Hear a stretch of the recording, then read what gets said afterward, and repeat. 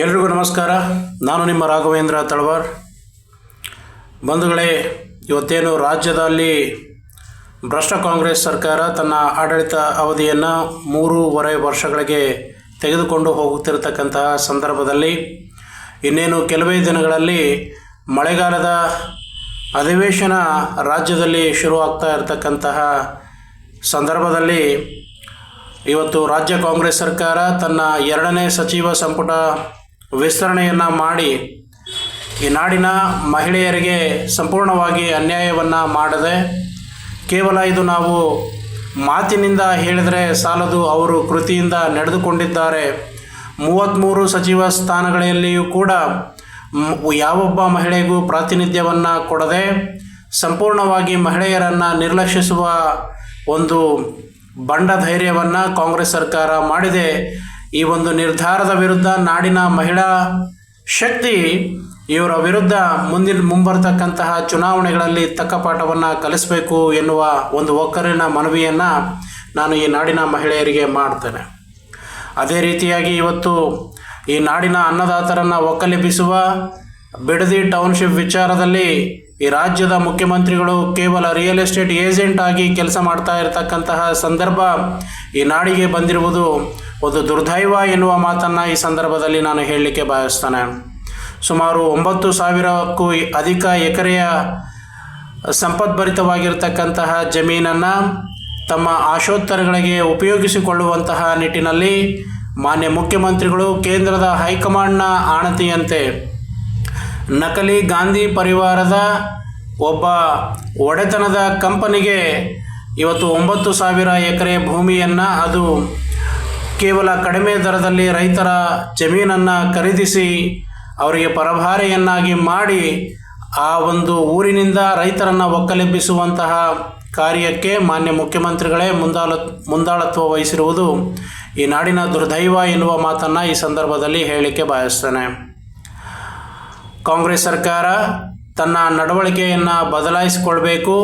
ಕಾರಣ, ಇವತ್ತೇನು ರಾಜ್ಯದಲ್ಲಿ ಆಗ್ತಾ ಇರತಕ್ಕಂತಹ ಕಾನೂನು ಮತ್ತು ಸುವ್ಯವಸ್ಥೆಗಳ ಆಗರದಲ್ಲಿ ಆಗ್ತಾ ಇರತಕ್ಕಂತಹ ಲೋಪಗಳನ್ನು ಸರಿಪಡಿಸಿಕೊಳ್ಬೇಕು ಮತ್ತು ಈ ರಾಜ್ಯದಲ್ಲಿ ಆಗಿರತಕ್ಕಂತಹ ತೀವ್ರ ಭ್ರಷ್ಟಾಚಾರ, ಕಾನೂನು ಸುವ್ಯವಸ್ಥೆಯಲ್ಲಿ ಆಗಿರತಕ್ಕಂತಹ ಹಲವಾರು ನ್ಯೂನತೆಗಳನ್ನು ನಾವು ಎಳೆಯಾಗಿ ಬಿಚ್ಚಿಡಲಿಕ್ಕೆ ನಾವು ತಯಾರಾಗಿದ್ದೇವೆ. ಅದೇ ರೀತಿಯಾಗಿ ಗೃಹಲಕ್ಷ್ಮಿ ಸುಮಾರು 5,000 ಕೋಟಿಗೂ ಅಧಿಕ ಹಣದ ದುರ್ಬಳಕೆಯನ್ನು ಕಳೆದ ಬೆಳಗಾವಿ ಅಧಿವೇಶನದ ಸಂದರ್ಭದಲ್ಲಿಯೂ ಕೂಡ ನಮ್ಮ ಭಾರತೀಯ ಜನತಾ ಪಾರ್ಟಿಯ ನಾಯಕರು ಅದನ್ನು ಸದನದಲ್ಲಿ ಪ್ರಶ್ನೆಯನ್ನು ಎತ್ತಿದಾಗಲೂ ಕೂಡ ಈ ಸರ್ಕಾರ, ಅಂದಿನ ಮುಖ್ಯಮಂತ್ರಿಯಾಗಿರ್ತಕ್ಕಂತಹ ಸಿದ್ದರಾಮಯ್ಯರವರು ಕೂಡ ಇವತ್ತು ತಲೆಮರೆಸಿಕೊಳ್ಳುವಂತಹ ಪ್ರಯತ್ನವನ್ನು ಮಾಡಿದರು. ಅದೇ ತೆರನಾಗಿ ಇವತ್ತು ಹಿಂದುಳಿದ ವರ್ಗಗಳಿಗೆ ಮತ್ತು ಶೋಷಿತ ಸಮುದಾಯಗಳಿಗೆ ಬೇಕಾಗಿರತಕ್ಕಂತಹ ಒಂದು ವಿಸ್ತೃತ ಸಾಮಾಜಿಕ ಶೈಕ್ಷಣಿಕ ವರದಿಯನ್ನು ಜಾರಿಗೊಳಿಸಲು ಕೂಡ ಇವರ ಕೈಯಲ್ಲಿ ಆಗ್ತಾ ಇಲ್ಲ. ಕಾರಣ, ಇವರು ಯಾವೊಂದು ಹಿಂದುಳಿದ ವರ್ಗ, ಶೋಷಿತ ಸಮುದಾಯ ಅಥವಾ ಅಹಿಂದ ವರ್ಗಗಳಿಗೆ ಒಂದು ಸಂಕಲ್ಪದ ಮತ್ತು ಬದ್ಧತೆ ಇಲ್ಲದ ರಾಜಕಾರಣವನ್ನು ಮಾಡಿಕೊಂಡು ಕೇವಲ ಅಧಿಕಾರಕ್ಕೆ ಅಂಟಿಕೊಳ್ಳುವಂತಹ ಪರಿಸ್ಥಿತಿಯನ್ನು ನಿರ್ಮಾಣ ಮಾಡಿ ಕೇವಲ ಈ ವರ್ಗಗಳನ್ನು ಮತ ಬ್ಯಾಂಕನ್ನು ಮಾಡಿಕೊಳ್ಳುವುದರ ಮೂಲಕ ಸಂಪೂರ್ಣವಾಗಿ ನಿರ್ಲಕ್ಷ್ಯ ಮಾಡಿದ್ದಾರೆ ಎನ್ನುವ ಮಾತನ್ನು ಕೂಡ ಇವತ್ತು ಅವರು ನಡತೆಯಿಂದ ನಮಗೆ ತಿಳಿದು ಬಂದಿದೆ ಎನ್ನುವ ಮಾತನ್ನು ಈ ಸಂದರ್ಭದಲ್ಲಿ ನಾನು ಹೇಳಲಿಕ್ಕೆ ಬಯಸ್ತೇನೆ.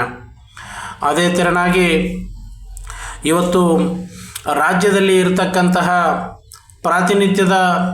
ಪ್ರಾತಿನಿಧಿತ್ವದ ವಿಷಯವಾಗಿರ್ತಕ್ಕಂತಹ ಹಿಂದುಳಿದ ಶೋಷಿತ ಸಮುದಾಯಗಳಿಗೆ ವಿಧಾನಸೌಧದಲ್ಲಿ ಪ್ರಾತಿನಿಧ್ಯವನ್ನು ಕೊಡ್ತಕ್ಕಂತಹ ಕೆಲಸ ಆಯಾ ಪಕ್ಷಗಳು ಮಾಡಬೇಕಾಗಿರ್ತಕ್ಕಂತಹ ಸಂದರ್ಭದಲ್ಲಿ ಎಷ್ಟರ ಮಟ್ಟಿಗೆ ಇವತ್ತು ಕಾಂಗ್ರೆಸ್ ಸರ್ಕಾರ ನಡೆದುಕೊಂಡಿದೆ ಎನ್ನುವ ಮಾತನ್ನು ಕೂಡ ತಾವೆಲ್ಲ ಗ್ರಹಿಸ್ಕೊಳ್ಬೇಕಾಗತ್ತೆ.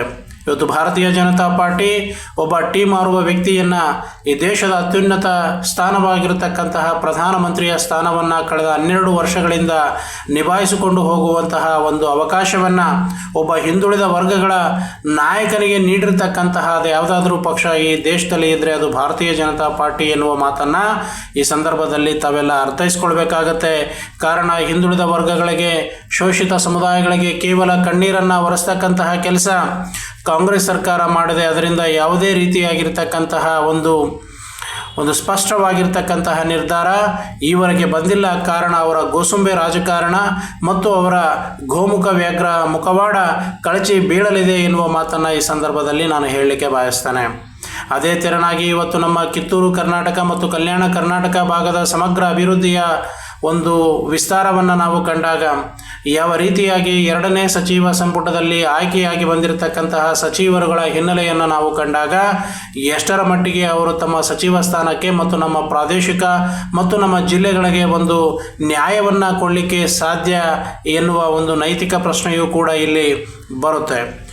ಮಾನ್ಯ ಬಳ್ಳಾರಿ ಉಸ್ತುವಾರಿ ಸಚಿವರಾಗಿರ್ತಕ್ಕಂತಹ ಬಿ ನಾಗೇಂದ್ರ ಅವರ ಹಿನ್ನೆಲೆಯನ್ನು ಕಂಡಾಗ, ಕಳೆದ 2023 ಮತ್ತು 20 ಅವಧಿಯಲ್ಲಿ ಮಾನ್ಯ ಸಿದ್ದರಾಮಯ್ಯರವರ ಅವಧಿಯಲ್ಲಿ ಅವರು ಸಚಿವರಾಗಿರ್ತಕ್ಕಂತಹ ಸಂದರ್ಭದಲ್ಲಿ ಮಹರ್ಷಿ ವಾಲ್ಮೀಕಿ ಪರಿಶಿಷ್ಟ ಪಂಗಡಗಳ ಅಭಿವೃದ್ಧಿಯಲ್ಲಿ ಆಗಿರ್ತಕ್ಕಂತಹ 187 ಕೋಟಿ ರೂಪಾಯಿಗಳ ಹಗರಣ, ಈ ಪರಿಶಿಷ್ಟ ಪಂಗಡಗಳ ನಿಧಿಯನ್ನು ತಮ್ಮ ಚುನಾವಣಾ ವೆಚ್ಚಗಳಿಗೆ ಮತ್ತು ತಮ್ಮ ಇತರ ವೆಚ್ಚಗಳಿಗೆ ಖರ್ಚು ಮಾಡುವ ಆಯಾ ಸಮುದಾಯಗಳ ವಿದ್ಯಾರ್ಥಿಗಳ ಮತ್ತು ಆ ಸಮುದಾಯಗಳ ಭವಿಷ್ಯತ್ತನ್ನೇ ಕಿತ್ತಿಕೊಳ್ಳುವಂತಹ ಪ್ರಯತ್ನವನ್ನು ಮಾನ್ಯ ನಾಗೇಂದ್ರ ಅವರು ಮಾಡಿದರು ಎನ್ನುವುದಕ್ಕೆ ಸ್ಪಷ್ಟ ಉದಾಹರಣೆ ನಮ್ಮ ಮುಂದಿದ್ದರೂ ಕೂಡ ಭ್ರಷ್ಟ ಕಾಂಗ್ರೆಸ್ ಸರ್ಕಾರ ಇವತ್ತು ಇದನ್ನು ಗಾಳಿಗೆ ತೂರಿ ಇವತ್ತು ಅವರನ್ನು ಮತ್ತೆ ಮಂತ್ರಿಮಂಡಲಕ್ಕೆ ಸೇರಿಸಿಕೊಂಡಿರುವುದು ಅವರ ನೈತಿಕತೆಗೆ ಹಿಡಿದಿರತಕ್ಕಂತಹ ಕೈಗನ್ನಡಿ ಎನ್ನುವ ಮಾತನ್ನು ಈ ಸಂದರ್ಭದಲ್ಲಿ ಹೇಳಲಿಕ್ಕೆ ಬಯಸ್ತೇನೆ.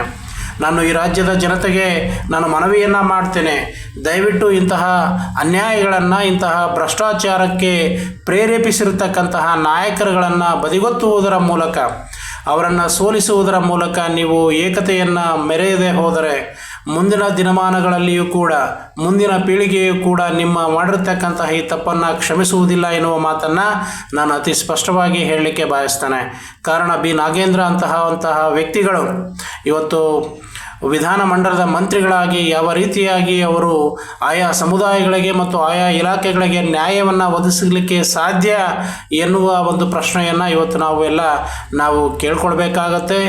ಕಾರಣ ನೈತಿಕತೆಯ ಪ್ರಶ್ನೆ ಅಂತ ಬಂದಾಗ ಈ ನಾಡಿನ ಅಂತಃಶಕ್ತಿ ಮತ್ತು ಆತ್ಮಶಕ್ತಿ ಕೂಡ ಬಡಿದೆಬ್ಬಿಸುವಂತಹ ಕೆಲಸವಾಗಬೇಕು. ಕೇವಲ ಚುನಾವಣೆ ರಾಜಕಾರಣ ಪಕ್ಷಗಳ ನಡುವಿನ ಚುನಾವಣೆ ಆಗದೆ ಇವತ್ತು ಆ ನಾಡಿನ ಮತ್ತು ಆ ಪ್ರದೇಶದ ಅಭಿವೃದ್ಧಿಗೆ ಒತ್ತನ್ನು ನೀಡ್ತಕ್ಕಂತಹ ನಾಯಕತ್ವ ಇರತಕ್ಕಂತಹ ಯುವಕರಿಗೆ ಆದ್ಯತೆಯನ್ನು ನೀಡ್ತಕ್ಕಂತಹ, ಮುಂದಿನ ಪೀಳಿಗೆಯ ಭವಿಷ್ಯತ್ತನ್ನು ಕಟ್ತಕ್ಕಂತಹ ಮತ್ತು ಆಯಾ ಪ್ರದೇಶಗಳಿಗೆ ಕನಸನ್ನು ಹೊಂದಿರತಕ್ಕಂತಹ ನಾಯಕರುಗಳಿಗೆ ಅವಕಾಶ ಸಿಕ್ಕಾಗ ಅಲ್ಲಿ ಅಮೂಲಾಗ್ರ ಬದಲಾವಣೆ ಬರಲಿಕ್ಕೆ ಸಾಧ್ಯ.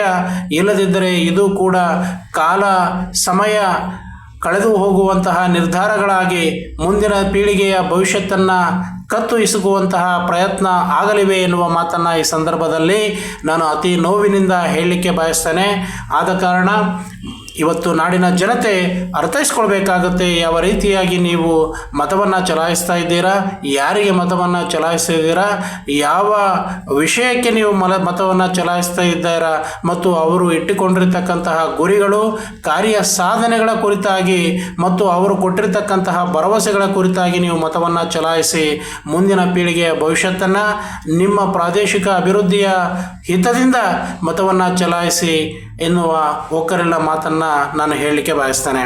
ಆದ ಕಾರಣ ಇವತ್ತು ಲಜ್ಜೆಗೆಟ್ಟ ಕಾಂಗ್ರೆಸ್ ಸರ್ಕಾರ ಇವತ್ತೇನು ಬಿಡದಿ ಟೌನ್ಶಿಪ್ ವಿಚಾರವಾಗಿಯೂ ಕೂಡ ನೇರವಾಗಿ ಈ ಒಂದು ಘಟನೆಗಳನ್ನು ಎದುರಿಸದೆ ಪ್ರತಿಪಕ್ಷಗಳ ಹೋರಾಟಕ್ಕೆ ಒಂದು ಕಪ್ಪು ಚುಕ್ಕೆಯನ್ನು ಬಳಸ್ತಕ್ಕಂತಹ ಕೆಲಸ, ಅವರ ಹೋರಾಟಗಳಿಗೆ ಹೀಯಾಳಿಸ್ತಕ್ಕಂತಹ ಕೆಲಸಕ್ಕೆ ಕೈ ಹಾಕಿದೆ. ಕಾಂಗ್ರೆಸ್ ನಾಯಕರಿಗೆ ನಾನು ಎಚ್ಚರಿಕೆಯನ್ನು ಕೊಡಲಿಕ್ಕೆ ಬಯಸ್ತೇನೆ, ಇದು ಒಳ್ಳೆಯದಲ್ಲ. ಈ ನಡವಳಿಕೆಯೂ ಕೂಡ ಒಳ್ಳೆಯದಲ್ಲ. ಕಾರಣ ರಾಜ್ಯದ ಜನತೆ ಗಮನಿಸ್ತಾ ಇದ್ದಾರೆ. ನೀವು ಮಾಡ್ತಕ್ಕಂತಹ ನೀತಿ, ನೀವು ನಡೆದುಕೊಳ್ತಕ್ಕಂತಹ ರೀತಿ, ನಿಮ್ಮ ಹಾವಭಾವ ಮತ್ತು ನಿಮ್ಮ ನಡೆನುಡಿಗಳು ಈ ನಾಡಿನ ಜನತೆ ನೋಡ್ತಾ ಇದ್ದಾರೆ. ಮುಂದಿನ ದಿನಮಾನಗಳಲ್ಲಿ ನಿಮ್ಮನ್ನು ಸಂಪೂರ್ಣವಾಗಿ ಸೋಲಿಸಿ ಈ ರಾಜ್ಯದಿಂದ ಭ್ರಷ್ಟ ಕಾಂಗ್ರೆಸ್ ಸರ್ಕಾರವನ್ನು ಕಿತ್ತೆಗೆಯುವುದರ ಮೂಲಕ ನಿಮ್ಮನ್ನು ಧೂಳಿಪಟ ಮಾಡಲಿದ್ದಾರೆ ಎನ್ನುವ ಮಾತನ್ನು ನಾನು ಈ ಸಂದರ್ಭದಲ್ಲಿ ಕಾಂಗ್ರೆಸ್ ನಾಯಕರಿಗೆ ಮತ್ತು ಕಾಂಗ್ರೆಸ್ ಪಕ್ಷದ ಮತ್ತು ಸರ್ಕಾರಕ್ಕೆ ಮತ್ತು ಮಾನ್ಯ ಮುಖ್ಯಮಂತ್ರಿಗಳಿಗೆ ನಾನು ಎಚ್ಚರಿಕೆಯನ್ನು ಕೊಡಲಿಕ್ಕೆ ಬಯಸ್ತೇನೆ. ಕಾರಣ ಈ ನಾಡಿನಲ್ಲಿ ಇವತ್ತು ಬರಗಾಲ ಬಂದಿದೆ. ರೈತಾಪಿ ವರ್ಗ ಕಣ್ಣೀರಿನಲ್ಲಿ ಕೈ ತೊಳಿತಾ ಇದೆ. ಈ ನಾಡಿನಲ್ಲಿ ಅಭಿವೃದ್ಧಿಯ ಕಾರ್ಯಗಳು ಆಗ್ತಾ ಇಲ್ಲ. ಮಾನ್ಯ ಮುಖ್ಯಮಂತ್ರಿಗಳು ಕೇವಲ ಬೆಂಗಳೂರಿಗೆ ಮಾತ್ರ ಸೀಮಿತರಾಗಿದ್ದಾರೆ. ಇಂತಹ ಸಂದಿಗ್ಧ ಪರಿಸ್ಥಿತಿಯಲ್ಲಿ ಇಂತಹ ಲಜ್ಜೆಗೆಟ್ಟ ನಾಚಿಕೆಗೆಟ್ಟ ಭಂಡ ಸರ್ಕಾರ ಈ ರಾಜ್ಯ ಹಿಂದೆಂದೂ ಕಂಡಿರಲಿಲ್ಲ ಎನ್ನುವ ಮಾತನ್ನು ಈ ಸಂದರ್ಭದಲ್ಲಿ ಹೇಳ್ತಾ, ನಾನು ಈ ನಾಡಿನ ಮತದಾರ ಪ್ರಭುಗಳಿಗೆ ಮತ್ತು ನನ್ನ ಜನಗಳಿಗೆ ನಾನು ಒಂದು ಮನವಿಯನ್ನು ಮಾಡ್ತೇನೆ.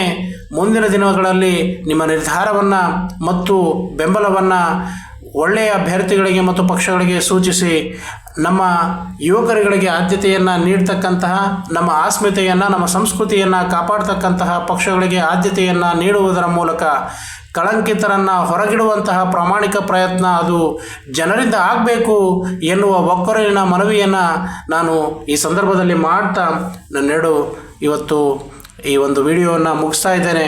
ಜೈ ಶ್ರೀರಾಮ್, ಜೈ ಭಾರತ್, ಜೈ ವಿರೂಪಾಕ್ಷ.